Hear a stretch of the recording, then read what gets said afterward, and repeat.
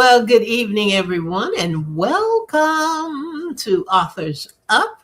We are so glad that you chose to join us tonight. We always say it's our favorite place to be on Sunday evenings, and we hope more than anything that you are making it your favorite place to be as well. You will notice right off the bat, we're missing one of our compadres, and that is Victoria. Victoria is hmm able to be with us tonight. There are some things going on, and we solicit your prayers for her. Keep her in mind. And we know she's going to be back with us very, very soon. And God knows exactly what needs to happen and what is happening with her. But we love her. We love her. If she has a chance to pop in tonight, we want her to know that we love her and we miss her terribly. So we're looking forward to her coming back as we pray for the situation that she's dealing with right now. But my other buddy is here tonight, and that is Miss Ruth Griffin. And That's she is right. here. And you all look at her now because she'll be going to see that baby soon. So get a good look, take a still. Oh, yeah, that was Ruth. That was Oh, Ruth. But Ruth, tell us how you are doing tonight, and you can go from there right on into your weekend review if you like. absolutely. Sure. I am doing great today. Today has been a wonderful day. And I just want to say welcome to all our viewers. Thank you for joining us. We wouldn't be a show without you. So I had a great week, though. I think I had a great week. When I remember, I had a great week. So we'll just say it was great because that's the part I remember. So last weekend was what, Mother's Day, right? Right. So my husband had to travel because he was covering the Carolina hurricanes up in Philadelphia. So he was like, "Well, I'll just stop in Virginia, where my daughter was visiting her mother-in-law for Mother's Day, and he got to see the grandbaby." Uh, uh, So they put her on FaceTime, and she is looking at my husband like, "Who is this person and why is he here?" And it was funny because he said it too, and then her mother-in-law said it too. It's like she kept looking at him and then looking past him to see like where I was, because yeah. now she's become she associates him with What's me. So happening with this mhm, with this solo visit here? yes. Oh, and it was funny because I had her on FaceTime yesterday. And she's looking at me. She smiles. She's, kind of, showing. But then he gets on the camera and you could see her eyes just look at him and then look at me and then look at him and go, I don't know about this. I don't know about this. So she's getting used to her papa. No, But yeah, I am so looking forward to seeing her. I feel like I'm in withdrawal right now. So I need to go see her. But I have exciting news. And it was kind of funny because when I told my son about it earlier today, he kind of just looked at me. My youngest daughter, the one who is married and with a child, she's getting married next month. So she eloped, I think probably like 2.5 years ago. And they went before a judge to get married, which is fine. But in order to be recognized in the Catholic Church, they have to do a marriage sacrament, a wedding, basically. So they decided to do that, and they're going to be doing that next month. wow, I know. Yeah, yeah, Cool. that is cool. I was like, you know what? And that was the thing, because I've told all my kids, I'm like, if you don't want the big wedding, we won't be mad. Not at all. But so when she eloped, the only thing we didn't appreciate as much was the fact that, hey, we were only 2 hours away. You could have called us and we would have been there. I would have been there in a heartbeat. And his mom said the same thing. So now we get to be there and Mercy gets to be there and it'll be wonderful. So, That's nice. mhm. They're so level-headed about, seems to be anyway, about what they're Mhm. doing and what they plan to do and how they have Oh, yeah. balanced out and plotted out, Mhm. their journey together. I just think that's awesome. And It I just is. want her to be 12 again. I mean, I look at her and I think, how'd you grow up and get married and got kids? And, oh my Uh-huh. goodness, you know. Got a And career, doing adult decisions. just celebrating Jabin's birthday Oh yeah. and Yeah. having I got a 30-year-old. Yep. doing her thing, man. I think that's amazing. I It think that's is. amazing. I remember when they were little and playing with, my grandkids and all. I thought they're just sweet kids. They just you Thank did you. good, Miss Ruth. You did good. You Thank you. and Maurice did good. I won't leave Papa out. You all did good. You did good. But we will Yeah. miss you next week, but we will Thank try our you. best to hold things up and Thank in you. the place that they need to be. Hmm. Let's see. For me, my week, I had a lot going on last week, but I had a lot of good news last week as well. As Hmm. many of you know, as I have shared with you, I have been dealing with a heart condition, and I went to the cardiologist on Thursday, and for the first time in quite a while, my heart was in rhythm, and I was Right. so excited about that. Very happy That about that. beautiful thing to hear. I tell you. So I'm hoping that we've adjusted all medications the way that we need to adjust them, and that I will continue on this path. I have a portable EKG, and I'm going to take that right after the broadcast and kind of see where I am. But I was real excited about that. Good news. Good health is always good news. That's right. And my nephew and his partner, business Business partner. partner. I guess Yes. I have to be careful, right?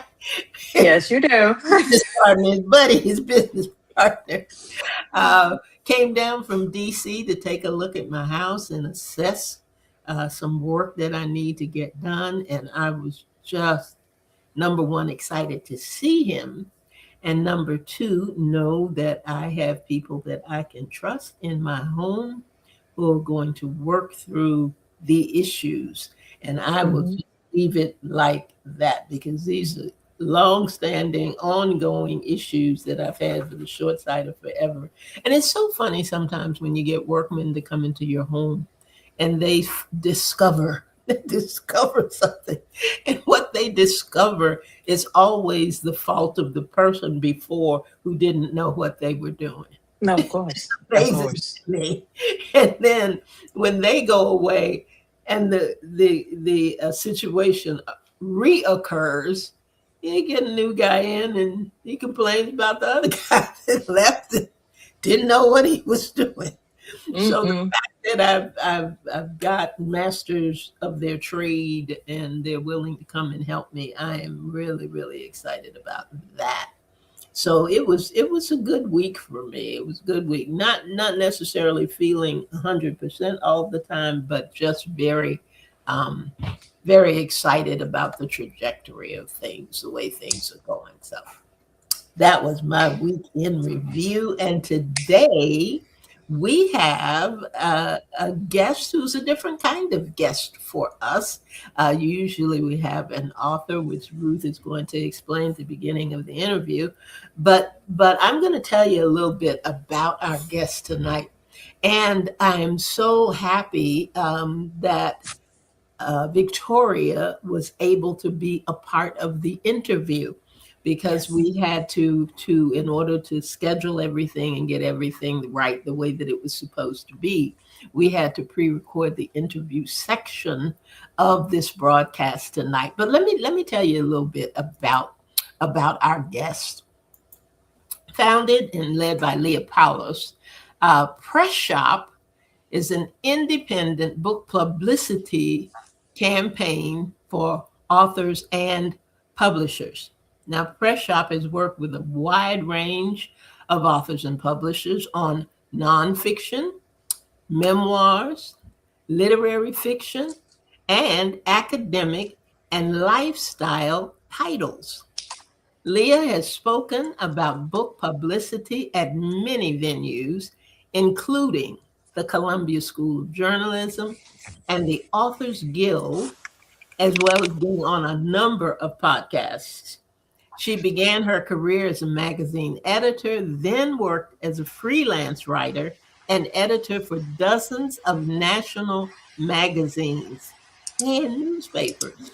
She graduated from Cornell University in 1998. Her bio is very extensive in the number of people that she and her team have worked with and helped. And we're just excited that she wanted to come on and share with us what Press Shop is able to do for those who are writers and being published and looking to broaden their scope when it comes to marketing.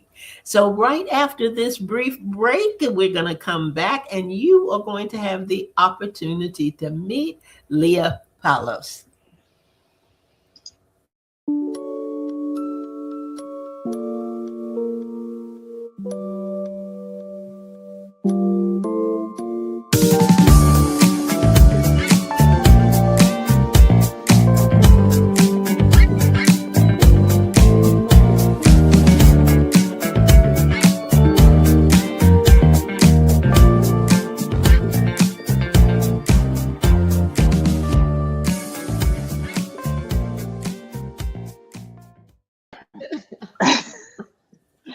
Leah, thank you so much for joining us today. We are glad to have you on the show.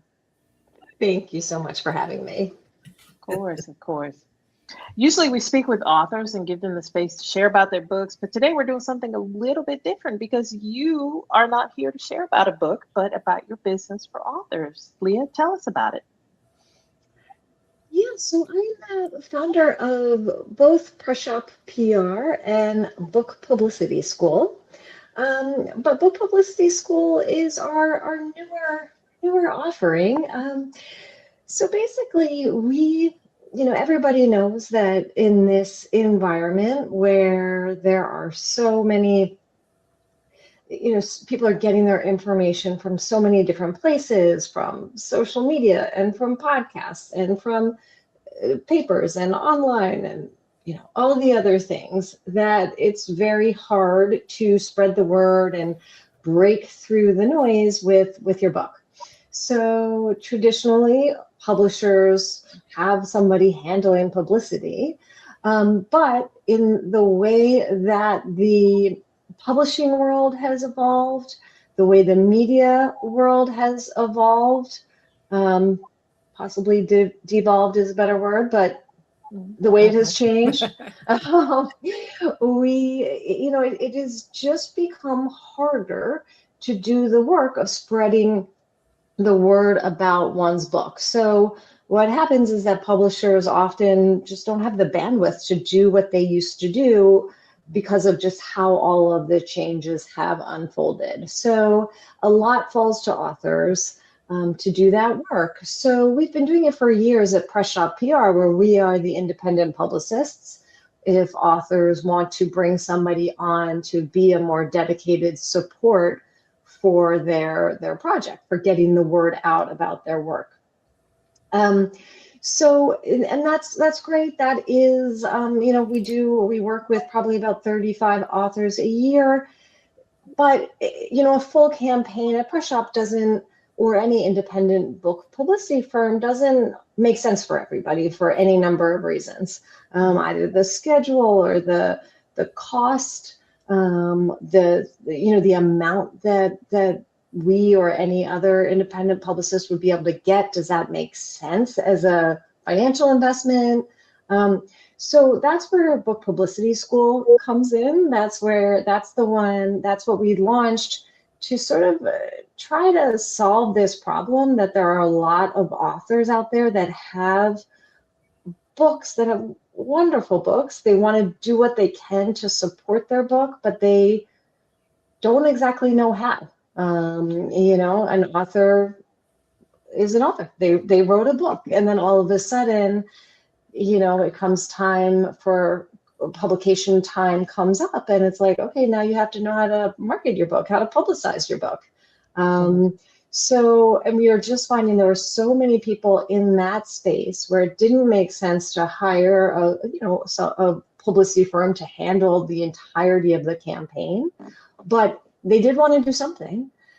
So that's why we launched Book Publicity School, was really to offer sort of our expertise, what we have seen by doing this work for books over the years, and sharing the expertise with authors so that they can navigate it, smartly, because there's so many resources online, there's millions of things you can do.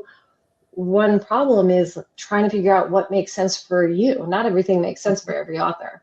So, we offer a lot of workshops and coaching and office hours where they can sort of tap into our expertise to figure out how to most effectively promote their books, and what they can do to navigate this really bizarre intersection. If you think about what publicity is, it is really the intersection between publishing, which is a kind of like opaque mystery world in a lot of ways, and media, which is sort of an opaque, fast-changing, weird world in itself. And then publicity is right at the intersection. So we really try to arm authors with as much information as we can so that they can navigate that space, that intersection, effectively to promote their books. Awesome. And I have to say that I got the opportunity to sit through one of your workshops or classes, and I found it extremely helpful. There is a lot of, like you said, there's a lot of information out there, and sometimes it's difficult. If your task as an author is to sit down and write a book, and you wrote a book, why do you want to it's just like, okay, I didn't sign up to be the accountant, I didn't sign up to be the publicist, I didn't sign up, but all of that is part of being an author nowadays. And what I am discovering, and what I share with people is that sometimes know your strengths and then hire out, find other people who have that information that you need. And I believe, again, because we usually feature authors, I believe that what you offer is important enough for people to look into and, possibly get your services. So I think it's very needed, to be honest. So let me ask this. What brought Leah to this place? What made you want to do this? Yeah, so I guess it depends what this is. If it's Book Publicity School, Book Publicity School, I love doing the full campaigns and really diving in with an author and getting to know their work and figuring out how to pitch it and figuring out that puzzle of how to position this book for this media outlet. And I love that. I've been doing it for years. I love it. But it was a couple of things were weighing on me, and that sort of led me to try to figure out how to solve these problems. So, one of them was I talked to so many people that came to Press Shop that, like I alluded to earlier, it just didn't exactly make sense. It wasn't the right fit. Not every, full service is the right fit for everybody. But there were so many people where I was like, this sounds so interesting. You seem like a great author. I love the idea of this book. I'd love to be able to help you, but I didn't really have anything to offer them if we couldn't do the full service. So that was one thing. I was like, how can we help people in a way that makes sense on sort of both sides of the equation? Where, like, for us, I was like, I want to help you spread the word. I have to figure out what makes sense on our end, because publicity, in order to do a full campaign, it's really time consuming. We had to figure out a formula for us that made sense. And then for the author, I wanted to give them a lot of value in a way that that makes sense for them. So that was one thing that led to us, coming up with the workshop format, because I was like, okay, we can, group a bunch of people together and really guide them in a small group, and that can sort of help solve that problem. So that was one reason, is just sort of wanting to be able to work with more authors and authors that, we wouldn't be able to work with on a full campaign. And then, the other thing is there's, I guess I wanted to try and make, when you're in, and, whenever you're in a business or a space, the way things work seem kind of obvious to you. And so, being in this space for, since I graduated college, which is, quite a long time ago at this point, I know how to do it. And so sometimes it seems sort of obvious when you're in it, and then you realize, like, if you're not in it, it's not so obvious. So, I really wanted to be able to help authors when they were working toward publication. I saw just a lot of anxiety and stress and so much bad advice too. I mean, one thing that really drives me crazy is, everyone's like, well, just get on social media. Like, as if that's gonna solve the problem,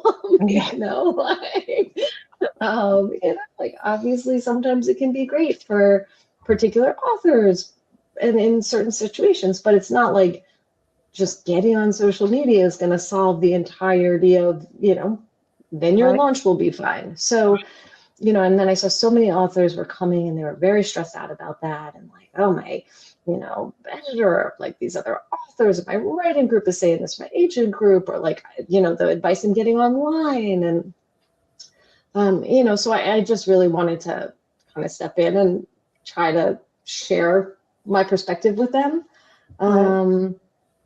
So I guess that's really what sort of led us to launching Book Publicity School. Great. Andrea, what you got?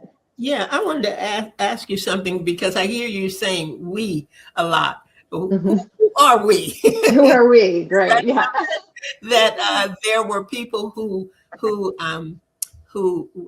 gave their, I don't want to say assessment, but they were so complimentary about what you offered and how you offered it, and being able to work with you. But do you have a team? Is it so many people that are there? How does the author select, or how do you select who you're going to work with? How you're gonna, how does that all work? Yeah. So I guess to the first question, so now we have a team of 4. I started out on my own, but now we've grown. So I work with my husband. We've been doing that for probably about 10 years now. Wow. Still married somehow. It works. I would have never, ever thought that would work before we worked together. There was nothing about our work styles that made me think that would work, but we tried it and here we are. It does actually work quite well. So we have very sort of complementary skill sets. Okay. So Andy and I work together, and then we have 2 wonderful team members who've been with us for quite a while. We're a really small team. We work really closely together all day long. We all are involved in everything, which is really helpful because, it's nice to bounce ideas off of each other. Would you open an email with this subject line? Can you think of anyone else that we should pitch this to? Who is that contact you worked with for this author? So it's really nice to have a team, and it's nice to have a small team where we can just be really seamless and there's not a lot of like friction or overhead. It's just 4 of us working together. Okay. So that's the first question. Then the second one, how do we decide which projects we're working on for the full campaigns? Yeah, so that one is, I'd say that the main thing is first of all, we have to like the book and want to promote it. Like we want to feel like we really care about this book, and we're not just sending out a pitch and we don't really like the book. We never want that.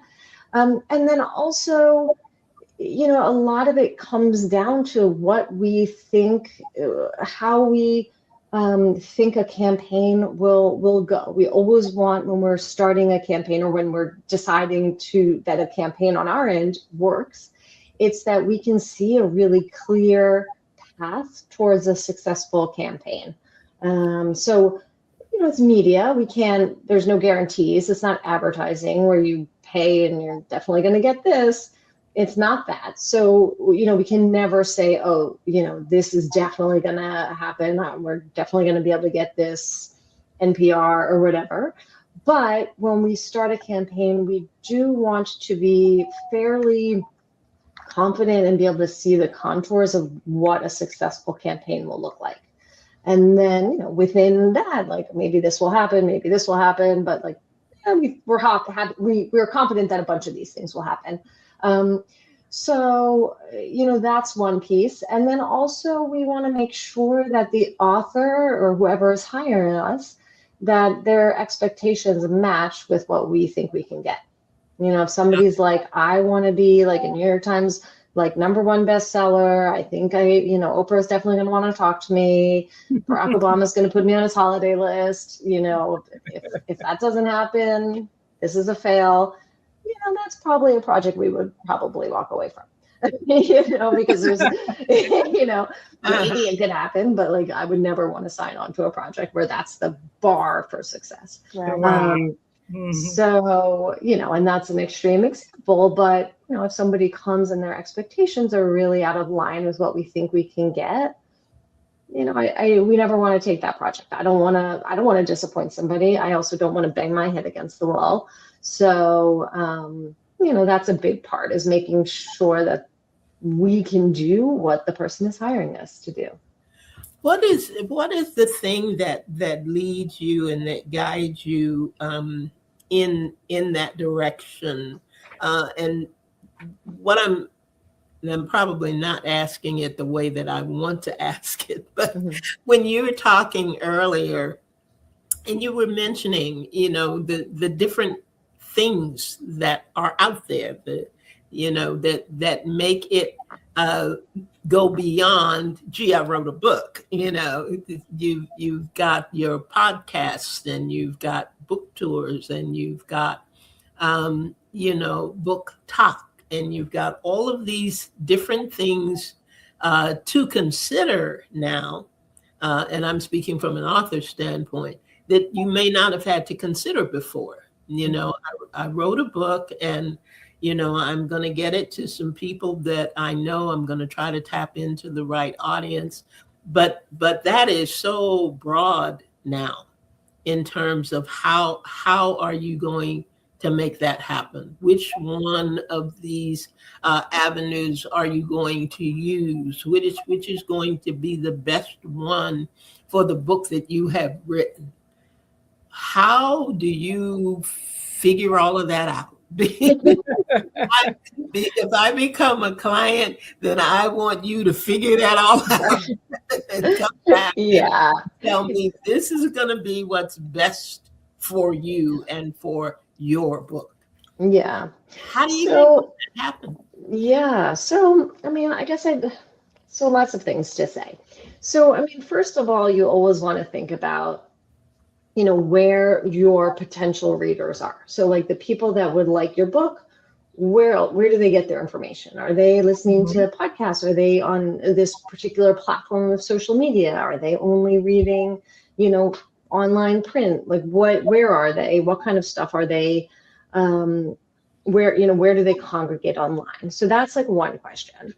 You know, another thing is, and one good way to start, and Ruth, if you took my my free workshop, the 101, you probably heard me talk about this, that one of the easiest ways for someone to start this from scratch is to come up with some books that are similar to yours in the following way. So like, you know, you guys have heard of like comp titles, like for an agent wants comp titles about like which ones have a similar market, you know, are going to find the same readers.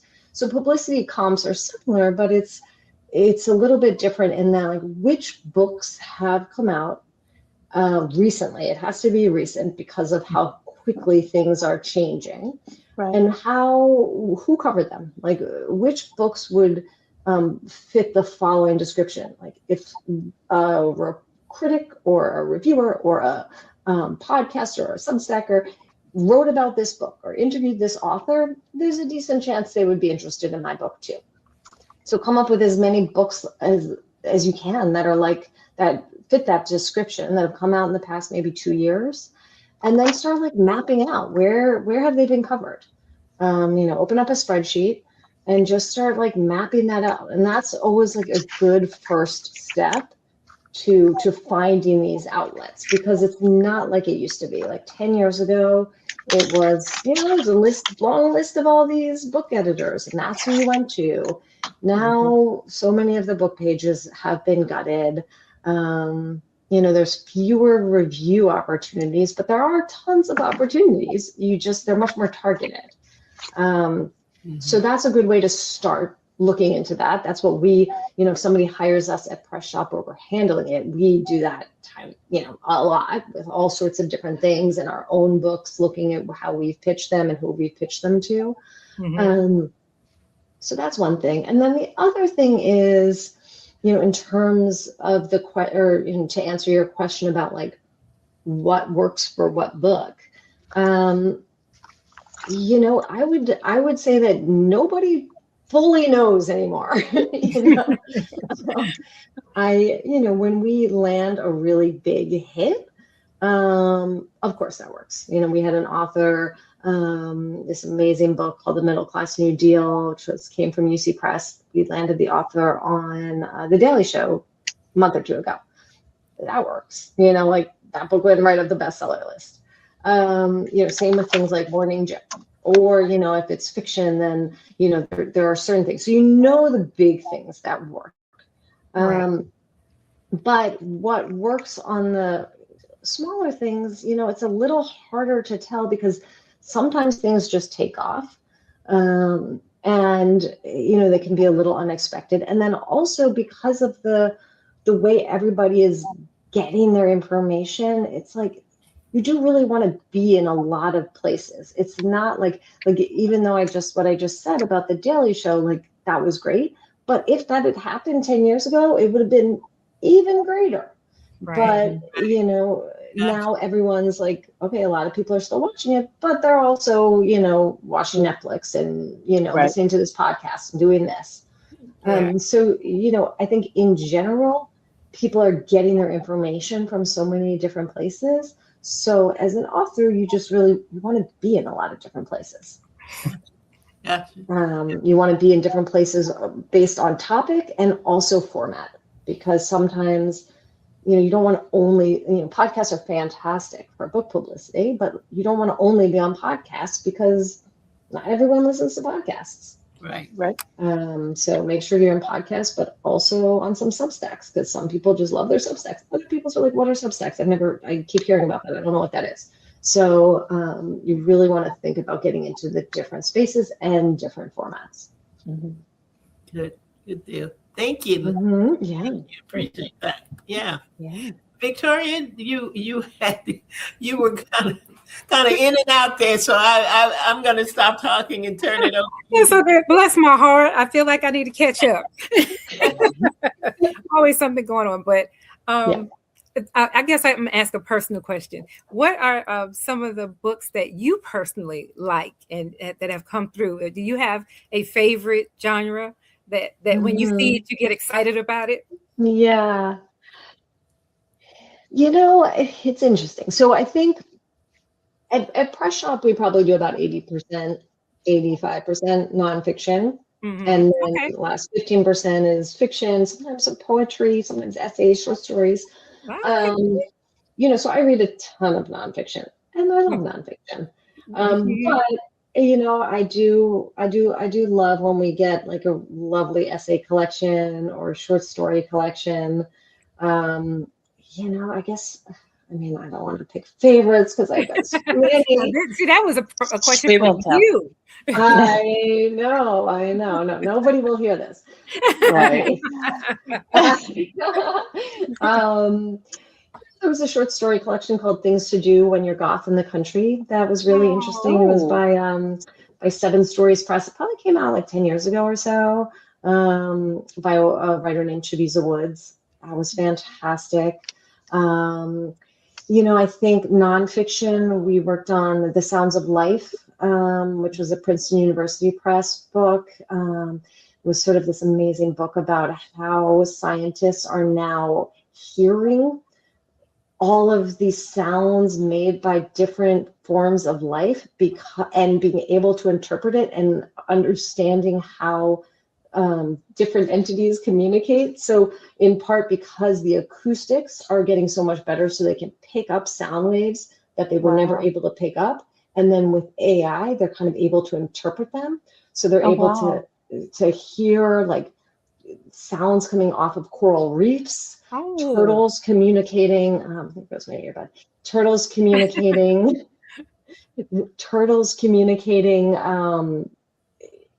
Before they hatch inside the eggs. Oh, wow.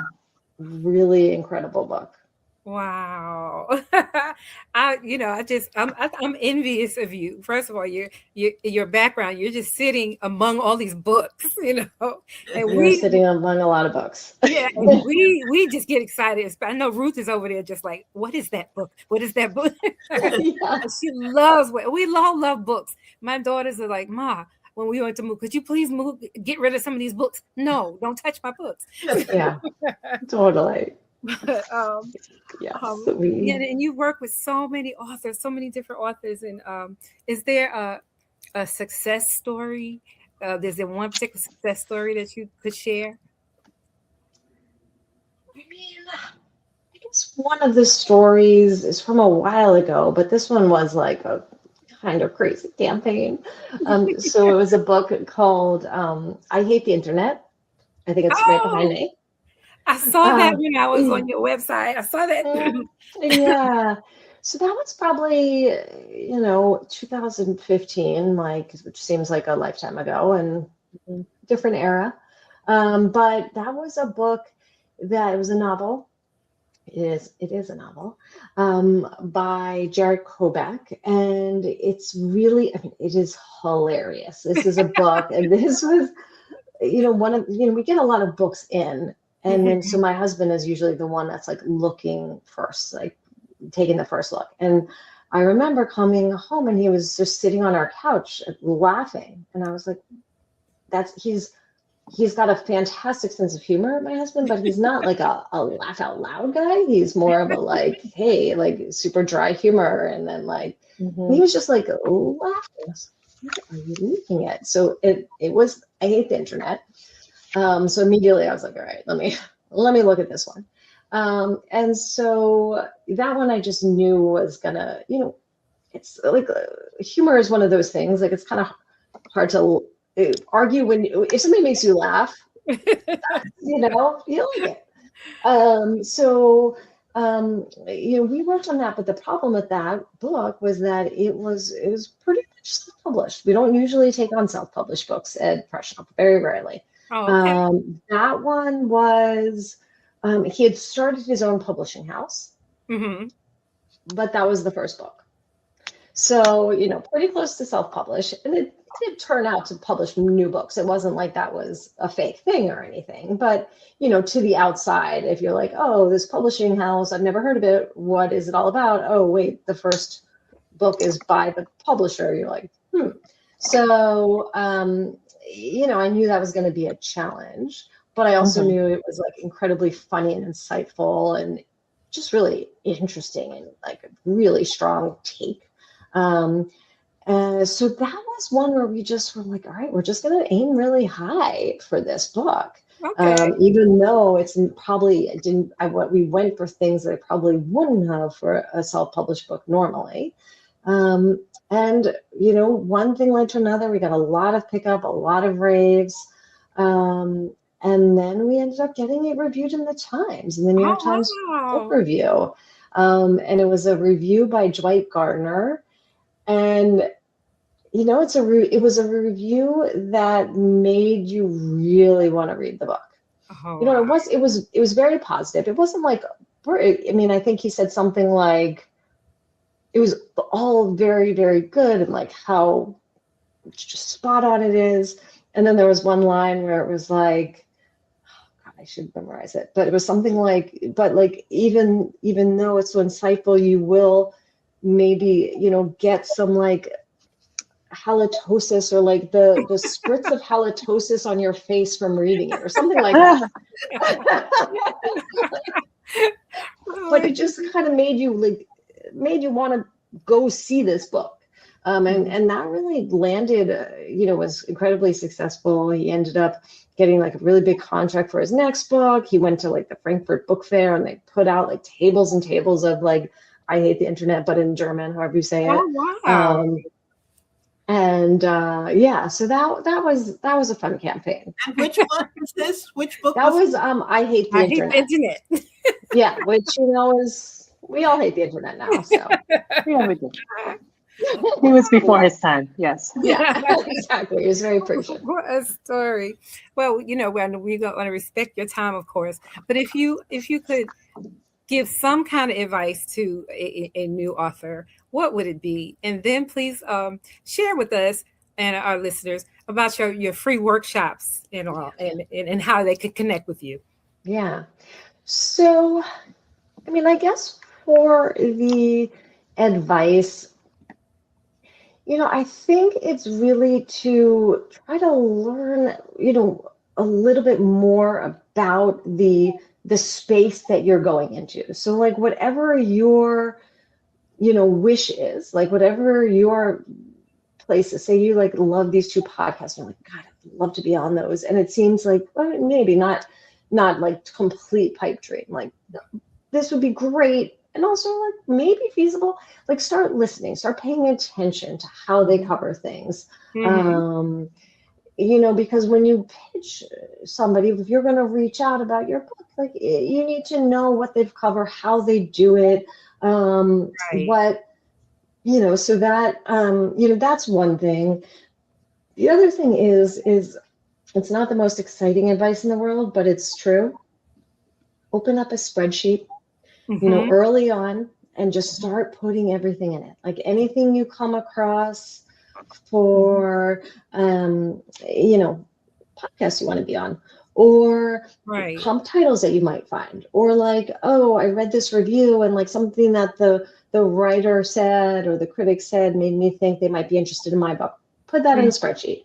Because Right. when you're coming up to publication, you don't want to be sitting there with a blank screen being like, oh my God, I have no idea where to start. Like it's much better to start from a spreadsheet where you've been like throwing stuff for like a year or like a couple months with ideas. So I know that's not the most like, you know, exciting. That's very helpful. It's practical. It's good practical advice. Yeah, yeah. And then for our free workshops, so at Book Publicity School, we do once a month, we do a free workshop, our 101. The dates are on the website. So it's bookpublicityschool.com. And it's, you know, we always try to really I try in that workshop to give a sort of bird's eye view of how authors can think about publicity. So we do give some sort of practical tips. I think I probably usually tend to wax poetic about spreadsheets, but also it's, you know, I like to think of like, okay, big picture, stepping back. What is a book publicity campaign? So that's what we do in our 101. Anyone can come anytime. We also have a Q&A session. And then we also, you know, talk about, you know, I also share what the other programs we have are. Right. There are three, we have 3 different paid programs. Got you. I'm gonna have to sign up and come to that workshop. We all have books coming out this year. Oh, yes. Well, I believe it's in a couple weeks. Well, it's always in a couple weeks since it's monthly. So. Well, thank you. And then that is also how our listeners could and viewers could connect with you on that website you gave? Yes, Book Publicity School will lead you to all the different things. I think we have links to our LinkedIn and Instagram, etc. All right. All right. Thank you Yeah, so much. it was a pleasure. Thank you guys so much for having me.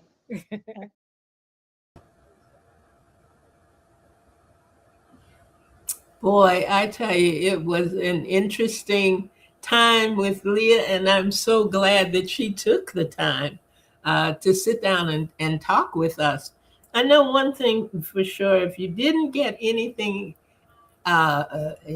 direct with tips and tools, because maybe you're not an author or whatever, but one thing that stuck with me, we are so excited as writers to write and finish the story. You know, I want to get the story finished so that I can get it published and get it out there. And I'm telling you, there's something about getting that book in your hands, that first copy, you know. But you know what? That's not the end of the journey. That No, is it's only the beginning. the beginning of Yes. it all goes into. And I just want to quickly mention some things. The books that they've promoted have included March, which was the #1 best-selling and National Book Award-winning graphic memoir by Representative John Lewis. Ruth Bader Ginsburg's final book, Justice, Justice Thou Shalt Pursue. The #1 New York Times bestseller on Tyranny by Tiffany Snyder, uh, and Louise Aronson's Pulitzer finalist, Elderhood. Elderhood. So they have worked with some phenomenal people, Mhm. and you can be one of those phenomenal people that they work with. And I was just excited to hear the kinds of things that they do and the kinds of things that we need to have done as authors. So take advantage of bookpublicityschool.com. Look that up if you have any interest at all in the work that they are doing there at Press Shop. And I'm telling you, we give you some good things. Take Yes. advantage of them, because they will work for you. If you work them, they will work for you. So that's all we have for you tonight. We wanted to thank again Leah Paulos for being with us and for sharing Yes. all of that great information. It will be re-aired this Saturday coming at 7 p.m. So if you missed any part of it, or if you know an author or someone who's writing and saying, you know, once I get this written, then what do I do? What are my next steps? It will be a good program to review and to listen to. Ruth, you have any final words this evening? No, I just want to thank everybody for joining us tonight. And if you want to, more information on us, go to our website, authorsupshow.com. That's right. Ruth made it so simple. Authorsupshow.com. Go there. That's right. Get everything you need. That's right. That is it for us for tonight. Victoria, please know we're praying for you, lady. We missed you tonight, and we look forward to being with all together again really soon. Ruth will be away next week, but we still have an exciting show for you. And so, keep your eyes and ears open as we advertise what's going on. That's it for us for tonight. Thank you for joining us. Thank you Yes, for thank being you. a part of the Authors Up family, because I tell you what, you got to keep coming, because you never, ever know what's going to happen when you tune in to Authors Up. But that's That's it right. for us for tonight. Thank you all for joining, and hopefully we'll see you next week. Yes. Good night, everybody. Good night.